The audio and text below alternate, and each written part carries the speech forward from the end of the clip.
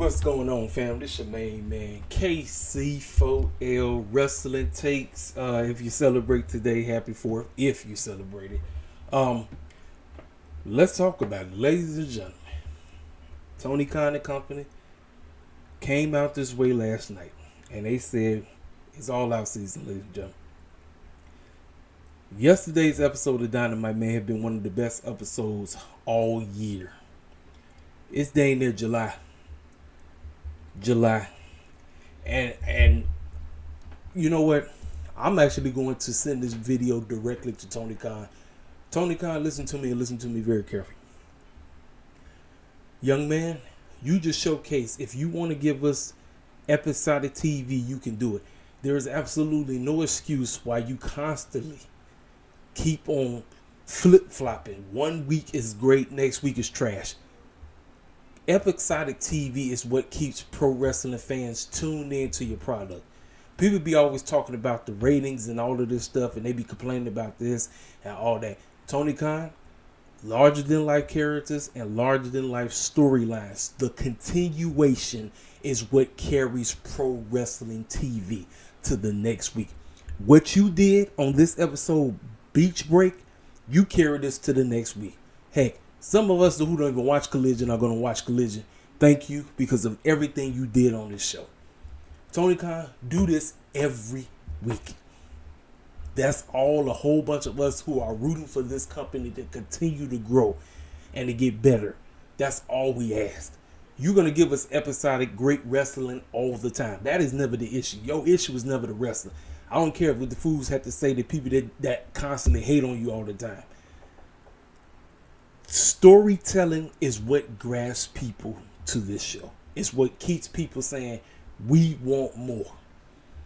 And what you decided to give us from top to bottom, I thought was a stellar episode. I haven't said that in a long time. Normally I come on here and I'll be criticizing you and telling you that you don't know what the clown you're doing.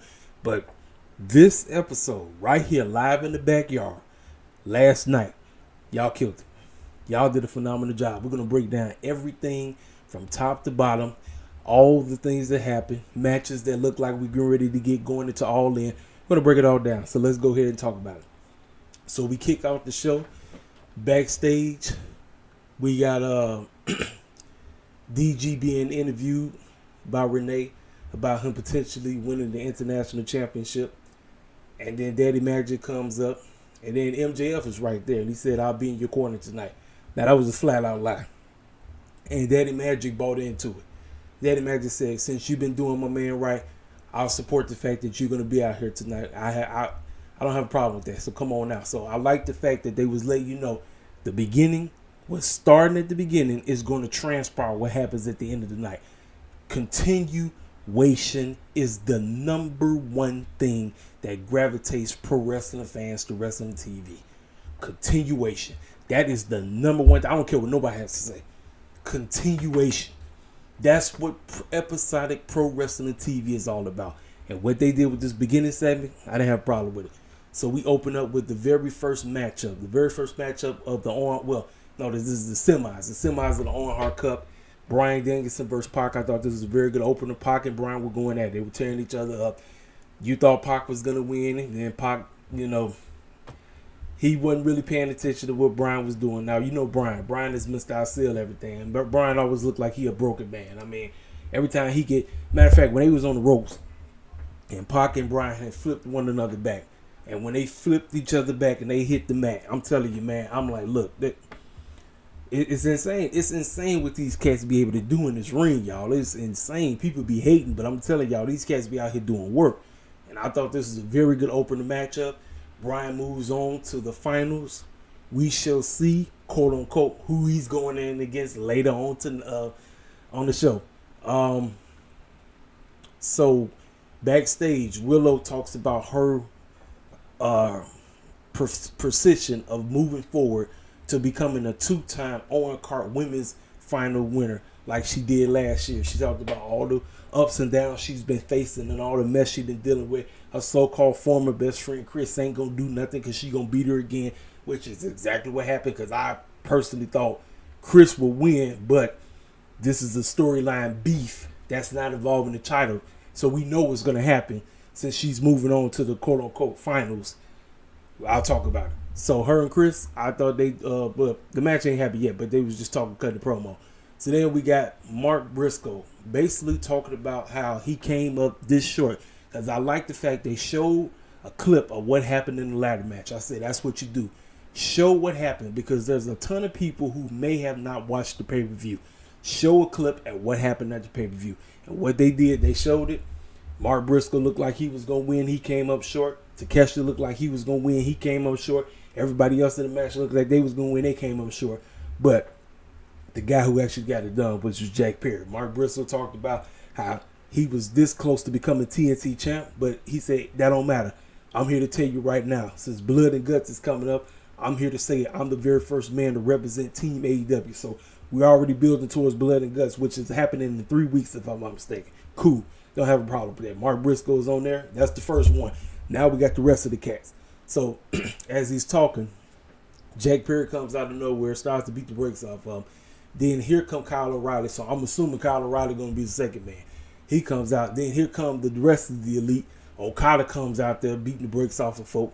And so it's just a straight beat down. It's like everybody beating the brakes. Then here comes the elite. So the elite. Here come the Acclaim. The Acclaim come. They chase them off. So then you see Okada in the ring acting like he a DJ, looking stupid as heck. Ladies and gentlemen, I'm telling you, Okada had been hanging out with the Young Bucks that turned into a freaking clown. I ain't got a problem with it, man. This is a side of Okada we ain't never seen before. This dude is a circus clown through and through. And it's funny. I like it. So like I said, they painting the narrative and they let you know potentially who's going to be representing Team AEW. We don't know right now, but as of right now, the only clown we know that's in it is Mark Briscoe. He's the first one. So I'm cool with that. So then we got Tony Storm being interviewed by Renee and Mariah May. This whole storyline is going to be great. I love everything they're doing. Right now, they're on the same page. Mariah May still looks puzzled because she knows that if she goes on to win, she's going to go against her, but she doesn't want to quote-unquote break up their friendship. And Tony said, don't worry. Chin up, tits out, all that goo. Let me tell you something. Tony Storm is a fool. That's all I'm going to say. She's a complete fool. But she was pretty much telling her to say what she said, and that's exactly what Mariah said. Ladies and gentlemen, we know what's coming. Mariah May and Tony Storm will be main eventing. Well, not main event, but they will be featured at ALLIN. And that's when the real storyline kicks off. But right now, they on the same page. That's the name of the game. She's going against, see, that's why, because she was kind of, quote unquote, scared that she may lose to Sheeta. And Tony told her, don't worry, because I faced her last year at ALLIN. And yes, she was tough, but I beat her, and you could beat her too. So basically, she was trying to give her words of encouragement. Then we get this matchup. Chris and Willow. Let me tell y'all something. These two, you know how they always say cats that are destined to forever face each other. They went from being a potential first ever, because y'all do know that AEW Women's Tag Team Championships are coming. I don't know if y'all haven't really been peeping the game. They're coming.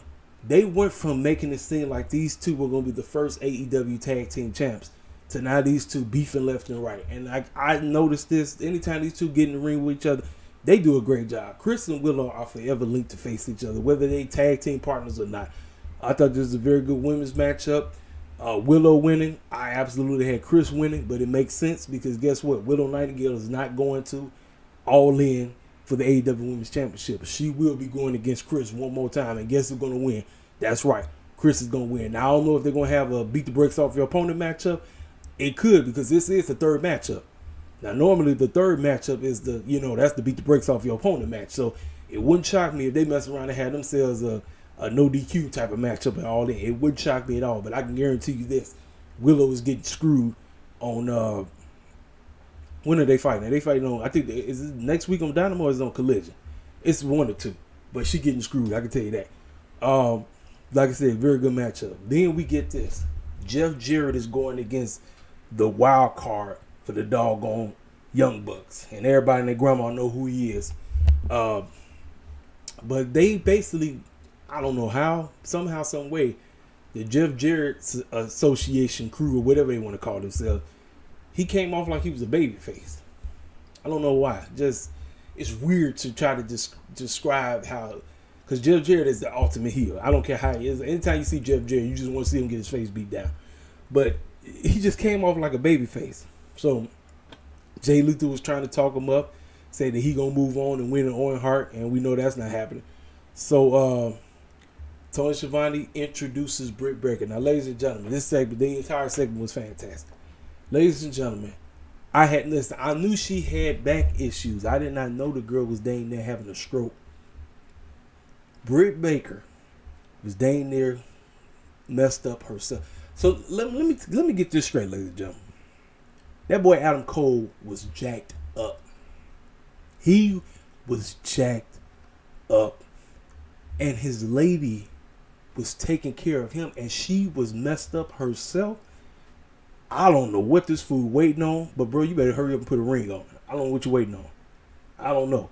This woman has done everything for you, and the fact that she was messed up herself, come on, dog. What you waiting on? What are you waiting on, bro? Man, listen. When she went out there and she talked about how she was nervous when she came back at Forbidden Door, and you know, she talked about how her career was on the line, about how she was just messed up and everything. And I was like, man, listen, bro.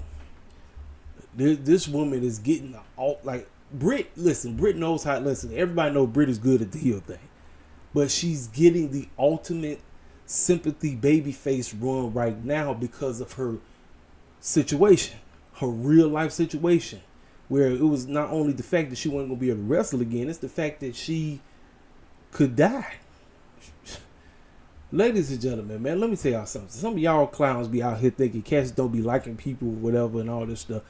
I be telling y'all all the time. I be praying for these pro wrestlers no matter the company, because you never know what these cats are going through. Y'all never know what these cats are going through. And my girl Britt Baker, man, listen. Man, God is good. That's all I'm going to say. God is good. God is good, man. My girl Britt Baker, man. So she talked about while I was away, there was a certain girl who came out of nowhere trying to take my place. And as she was talking, they literally was setting up Mercedes celebration. You talk about the ultimate heel mode. And as she pulled up, because they showed it, the Young Bucks were chilling, waiting for her outside. So, ladies and gentlemen, I know people trying to say, listen, Mercedes already here. I don't know what y'all waiting on. She's a heel already. She comes out, she gets in the Britt's face, and they go back and forth. One, they call each other out their name. That's the typical thing in pro wrestling. Girls just calling each other female dogs left and right. I'm like, it is what it is. She told her while I was out here being the number one face of this women's division, last I checked, when we was at ALLIN, your behind was sitting up there looking like a broken bee with a broken leg. And then she basically came back at her and said what she said. Talk about getting the back of the line B. Then she said, what line B? She talked about, let me face you at ALLIN. She said, well, look, I'll let you do that, but you're going to have to show me something. You got to, because there's a whole lot of other women out here that's trying to gun for me right now. So you can carry on and go do some things. While Mercedes was trying to talk, fans out here in Chicago was basically telling her to shut the F up. Now, I've seen a whole lot of clowns online clowning and acting the fool. Do y'all understand Mercedes is embracing that? Let me tell y'all something.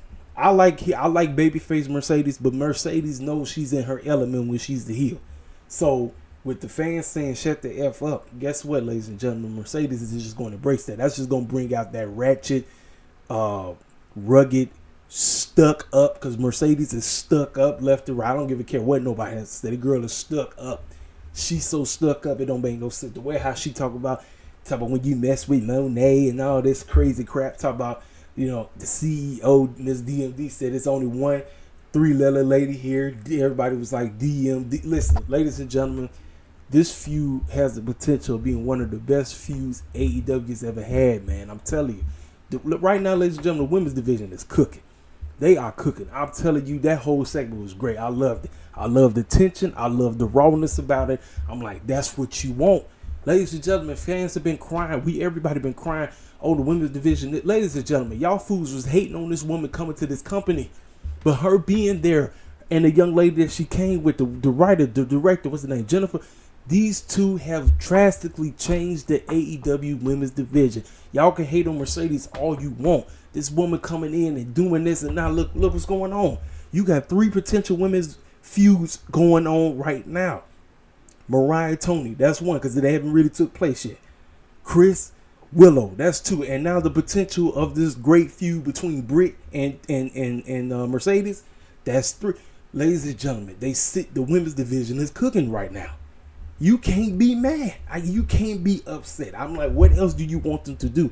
They're giving you story. They're giving you logic. They're telling you exactly what is going on, showcasing this is what's happening. You got to pay close attention because you can easily miss. It's really not that hard to keep up with what's going on. But I'm like, bro, that's 3 feuds right there. 3 of them. And one ain't even got nothing to do with the championship right now. Ladies and gentlemen, man, listen. Fantastic segment. Fans, they do, like I said, Chicago, y'all already know. Y'all already know how Chicago get down. But ladies and gentlemen, Mercedes did a thing. Britt, welcome back. I can't wait to root for Britt. Ladies and gentlemen, real talk. You hear me right now. I absolutely would not mind Britt actually beat Mercedes at ALLIN. I wouldn't. I absolutely would not mind it. I won't have a problem with it. If she beats her, great.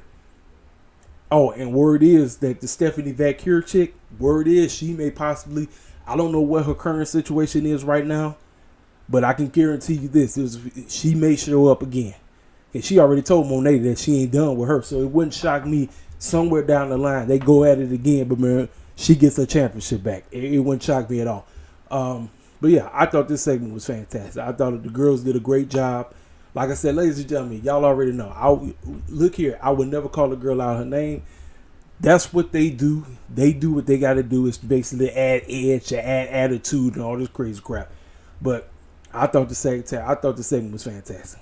I thought it was great, building up the tension, let you know what's getting ready to go down. I can't wait. I really can't wait, man. Next, we get Renee talking with Will Ospreay about him coming up short, and out of nowhere, and Kyle Fletcher was standing right there too, and Don the Clown came out of nowhere, and he said, "Listen, it's my fault. I know you wanted me to use the Tiger Driver and all this stuff, and I just didn't want to do it, man, because that's the old me, and I love this. I love this group. I love everything about it, Don, but I'm just asking to resign. I don't want to be in this game no more." But it's basically, you know how when a young person joins the gang and then they be in the gang for a little bit, but then they realize that the gang is going a straight up demonic way, and they don't want to go that demonic way anymore. They don't want to go there. So they feel like they feel some pressure to get the heck up out of there because they know things aren't going right. So they talk to the head of the gang and they wish to be released. Now, last I checked, I don't know how gangs move right now, but I remember if you wanted to get into a gang, you had to be beaten into a gang. If you want to get out of a gang, you had to be beaten out of a gang. Don Callis basically told this man, normally I do not allow cats to get out, but understand this. Because it's you, Will Ospreay, I will allow you to get out. And when he hugged him, Don had the look on his face as if you have made a terrible mistake. Now, Kyle Fletcher is still standing right there. And Don Callis told that man, let's bounce. And Kyle Fletcher looked at him as if he didn't want to go. Ladies and gentlemen, the rise of Will Ospreay, it's the downfall of Will Ospreay to him potentially winning the main one.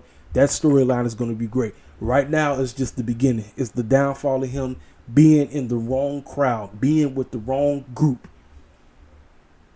Things are finna change for Will Ospreay. But the wrestler himself, I can say he one of the best of the game. But the storytelling that just took place right there, I loved it, man. Great. Fantastic. Jericho. Now, ladies and gentlemen, let me tell y'all something. I've hated everything about this learning tree. The learning tree crap has been one of the worst segments I've ever seen.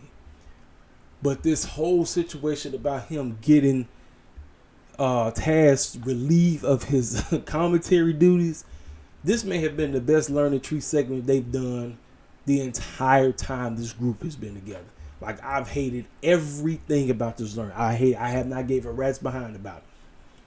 And so they relieved him. He had to bounce. So Jericho hops on commentary, clowning, acting a complete fool. So we get the matchup. Bishop Khan, Brian Cage, Toliana, Hook, Shibata, and Samoa Joe. And obviously you knew who was going to win the matchup. Hook, Shibata, Samoa Joe. They win, right? So after the matchup, the beatdown takes place. Now, this was the reason why they got rid of Taz. Taz had to be not only relieved of his commentary duties, he had to escort the building. So he wouldn't see his son, quote unquote, get murdered. Because that's exactly what happened. Bounty Keith, Big Bill, Jericho murdered all three of these dudes. I ain't never seen. Listen, I've seen Samoa Joe get beat up, but I've never seen Samoa Joe get manhandled. I'm trying to remember the last time. I think the last time Samoa Joe actually got manhandled was when he was dealing with Brock Lesnar. But Samoa Joe is usually doing the manhandling. He's not getting manhandled. Shibata getting his arm broke. Hook just getting murdered, getting beat down. Listen, the three of them beat they tore their behinds up. They beat their tails up. Listen, man, this may have been the best learning tree segment out of the entirety of his creation. The whole thing has been terrible, but this right here was done beautifully. Chris Jericho ran around here talking about hi everybody, how all this little silly clown crap, but listen, it was beautiful. Everything was perfect. It was perfect. Got beat down, got hit with the brass knuckles. I mean, they did work. All three members did work. It was great. I didn't have a problem with it. So now Jeff Jarrett is out there. Who quote unquote is the wild card? You guessed it. Hangman. Hangman has new music. Feels like it's right now. Hangman is still on because he left. Before he left, he was a heel, but right now it feels like he's a little bit of a tweener right now. I'm not really sure which side of the stream he's going on, but Hangman came out to some brand new music. Good to see him. Him and Jeff Jarrett had a decent matchup, solid matchup. Hangman moves on. He will be going against Bryan Danielson in the finals. And afterwards, Karen Jarrett hopped in the ring to check on her husband and everything. So backstage, Hook was being checked on by the trainers, and once again the beatdown happened again. Brian Keith, Jericho with the doggone wizardry flame ball burnt the man, beat him down, and Hook is out of commission. We won't see Hook for a very long time. That's basically just a way to write him off TV. Great. So then Renee is talking with the Young Bucks and Adam Page, and the Young Bucks pull up and they say, hey man, we lift your suspension. Now we need you to do this. Like, you scratch our back, we scratch yours. We need you to join Team AEW. He got up in their face and Drace told them, get the clown out of here. I'm not doing your dirty work anymore. I'm in here to business for myself. I'm going to win the Owen Hart Cup tournament, and I'm going to win the AEW World Heavyweight Championship. Basically said, and I don't need you clowns to do it. So that's that. So it's right now, it's only the four of them. It's only the four of the elite members. They still need one more clown, and I think they found their clown later on tonight. Main event, ladies and gentlemen. I mean, I told you, it don't matter who Will Ospreay get in the ring with. DG, Will Ospreay, MJF in DG's corner. They going back and forth. I mean, there was countless of times where Daniel Garcia had this match won. I mean, Will Ospreay was basically playing around, and you know how somebody like to play with their food? That's what Will Ospreay was doing, because DG called him off guard maybe several times after this matchup. Now, the major point of this whole matchup was when DG walked over to MJF, and MJF gave him his diamond ring. He gave him the diamond ring and basically told him to use it to beat Ospreay. He straight told that man, I'm not doing this. I'm going to win this matchup fair and square. And ladies and gentlemen, this is when the real storyline kicks off. Gave it back to him. Ospreay does his move. Match over. 1, 2, 3.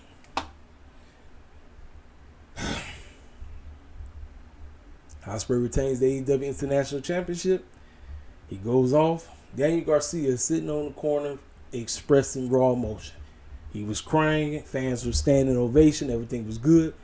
MJF was acting like he was all distraught and everything. So picks the man up, cheers with, raises his hand and all that crazy crap. And then next thing you know, low blow. Ladies and gentlemen, Prick MJF has returned.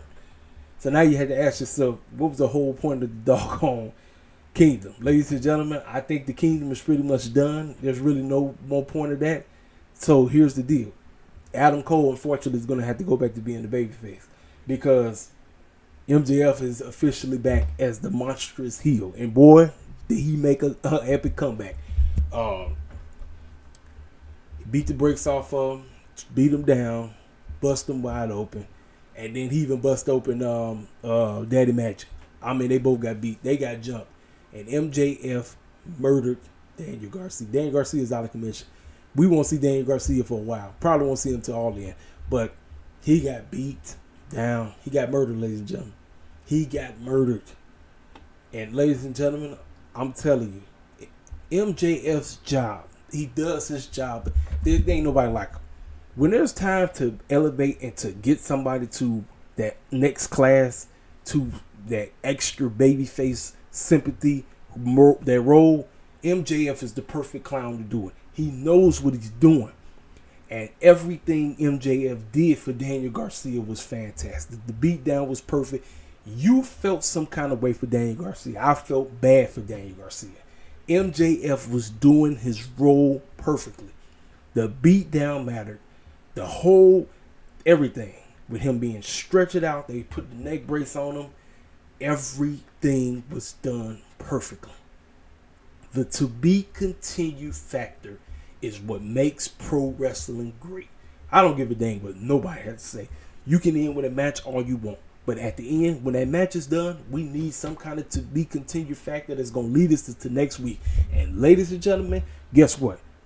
He already got this man signed for Collision and quote unquote to kick Collision off.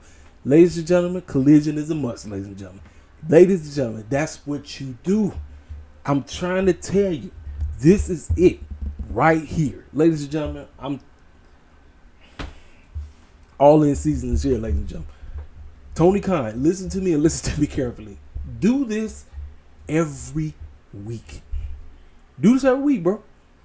Do this every week. I'm about to look at the map right at the calendar right now. Give me a second. So this is 1, 2, 3, 4, 5, 6, 7, 8. We got 7 weeks of television left. 7 weeks of build. Can you be consistent for the next 7 weeks? 7 weeks. 7 weeks of episodic television. That's all us cats are asking. That was great. I thought this episode was great from top to bottom. I really didn't. I'm trying to think, was there anything on the show that I really wasn't liking? And truth be told, no. I like dang near everything I saw. I'm telling you, this is what we need. There must be a balance. You can't have 95% wrestling and what you call it? Yeah, let's do 95% wrestling and 5% story. You can't do that. You need to have at least 50% story and 50% wrestling to balance everything off. And I thought Tony Khan and company did a fantastic job. This is what we need every week. There's no excuse. You've been in this game for 5 years, Tony. I don't give a dang what Triple H and them is doing. I don't care. H and company, let me tell y'all something. What H and company have right now, they got the YS6 and they got the new Bloodline. That's what they're coasting on right now. And no, I have not watched the video of the making of WrestleMania. I heard about it, and everybody owes The Rock a complete apology. I've seen cats online saying The Rock ruined WrestleMania. Truth be told, no.